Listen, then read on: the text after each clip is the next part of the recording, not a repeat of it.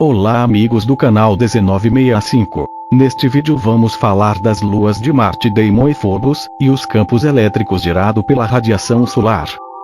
Poderosas erupções solares podiam carregar eletricamente áreas da lua marciana Phobos a centenas de volts, apresentando um ambiente elétrico complexo que poderia afetar a eletrônica sensível realizada por futuros exploradores robóticos, de acordo com um novo estudo da NASA.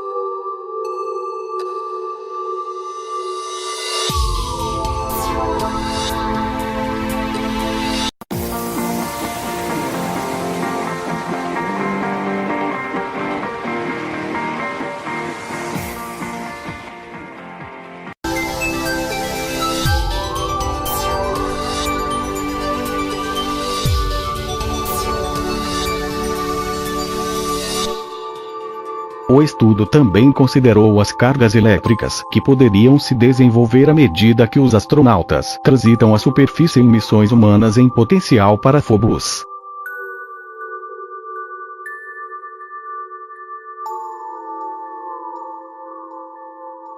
A lua marciana Phobos é diretamente exposta ao vento solar, uma corrente de partículas carregadas eletricamente soprando constantemente a superfície do Sol.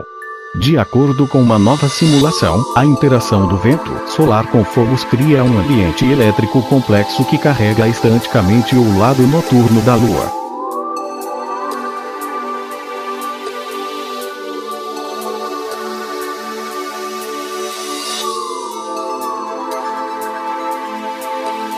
Phobos foi considerado uma possível base inicial para a exploração humana de Marte, porque a sua fraca gravidade facilita a aterrissagem de espaçonaves, astronautas e suprimentos.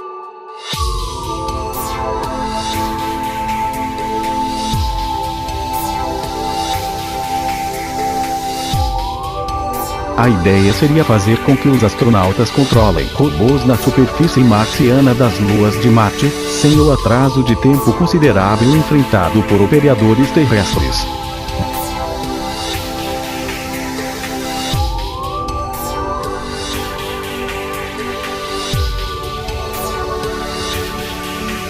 Descobrimos que os astronautas ou rovers poderiam acumular cargas elétricas significativas ao atravessar o lado da noite de Phobos.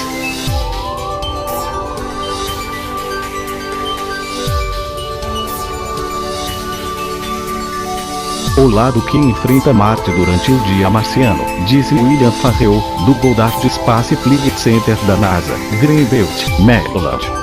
Embora não esperemos que essas cobranças sejam suficientemente grandes para ferir um astronauta, elas são potencialmente grandes o suficiente para afetar equipamentos sensíveis. Por isso precisamos projetar trajes espaciais e equipamentos que minimizem qualquer risco de carga.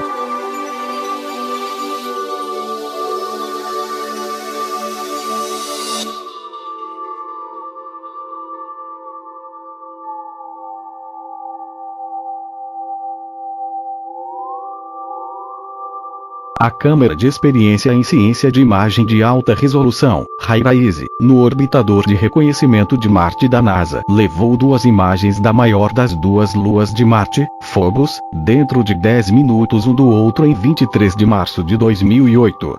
Este é o primeiro.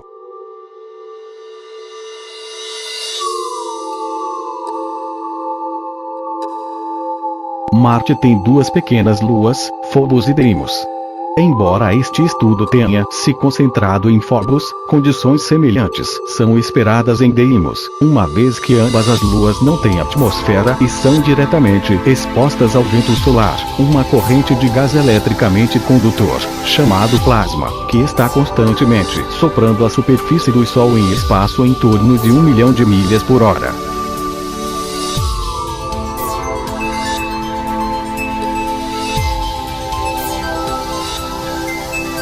O vento solar é responsável por esses efeitos de carregamento. Quando o vento solar atinge o lado do dia de Phobos, o plasma é absorvido pela superfície.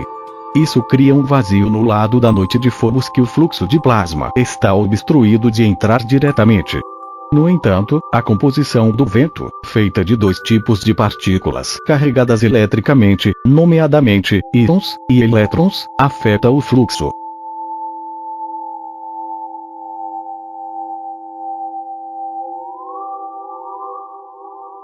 Os elétrons são mais de 1000 vezes mais leves que os íons. Os elétrons agem como jatos de combate, eles são capazes de se voltar rapidamente em torno de um obstáculo, e os íons são como bombardeiros grandes e pesados, eles mudam a direção lentamente, disse Farrell. Isso significa que os elétrons leves empurram à frente dos íons pesados e o campo elétrico resultante força os íons no vazio do plasma atrás de fogos, de acordo com nossos modelos.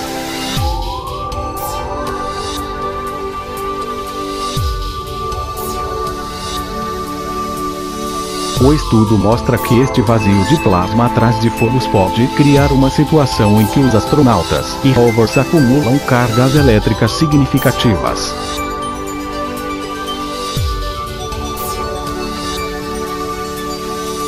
Por exemplo, se os astronautas atravessassem a superfície do lado da noite, a fricção poderia transferir a carga do pó e da rocha na superfície para os seus trajes espaciais. Esta poeira e rocha é um condutor muito pobre de eletricidade, de modo que a carga não pode voltar facilmente para a superfície, e a carga começa a se acumular nos trajes espaciais. Do lado do dia, o vento solar eletricamente condutor e a radiação ultravioleta solar podem remover o excesso de carga no terno. Mas, no lado da noite, as densidades de íons e elétrons no vazio do plasma de saída são tão baixas que não podem compensar ou dissipar a acumulação de carga. Os cálculos da equipe revelaram que esta carga estântica pode chegar a 10.000 volts em alguns materiais, como os teflons de Teflon usados nas missões lunares de Apollo. Se o astronauta toca algo condutor, como uma peça de equipamento, isso poderia liberar a carga, possivelmente semelhante à descarga que você obtém quando você enrola em um tapete e toca uma alça de porta metálica.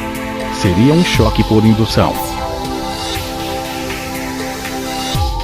A equipe modelou o fluxo do vento solar em torno de polvos e calculou acúmulos de carga no lado da noite, bem como em regiões obstruídas à sombra, como a cratera de Stickney, a maior cratera de polvos. Descobrimos que o excesso de carga se acumula nessas regiões durante todas as condições do vento solar, mas o efeito de carga foi especialmente grave na sequência de erupções solares, como as ejecturas de massa coronal, que são rajadas densas e rápidas de vento solar, afirmou Farrell.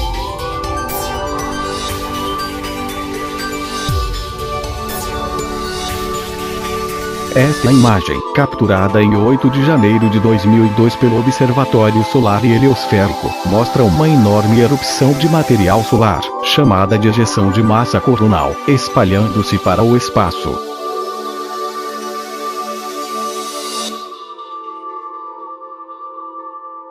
Este estudo foi um seguimento para estudos anteriores que revelaram os efeitos de carga do vento solar em crateras sombreadas na Lua da Terra e nos asteroides da Terra. Algumas condições em Phobos são diferentes das dos estudos anteriores. Por exemplo, Phobos fica imerso no plasma que flui atrás de Marte porque ele orbita Marte muito mais perto do que a Lua orbita a Terra. O fluxo de plasma por trás da órbita de Marte também foi modelado. A pesquisa foi financiada pela Fundação Dinâmica de Meio Ambiente de Goddard em Asteroides, Lua e Lunas de Marte, Dragão 2, bem como o Instituto Virtual de Pesquisa de Exploração do Sistema Solar, CERVI, baseado e gerenciado no Centro de Pesquisa AMES da NASA em Moffett Campo, Califórnia. O CERVI é um instituto virtual que, em conjunto com parcerias internacionais, reúne pesquisadores científicos e de pesquisa em um ambiente virtual colaborativo. O CERVI é financiado pela Direção da Missão da Ciência e pela Direção da Missão de Exploração e Exploração Humana na sede da NASA em Washington.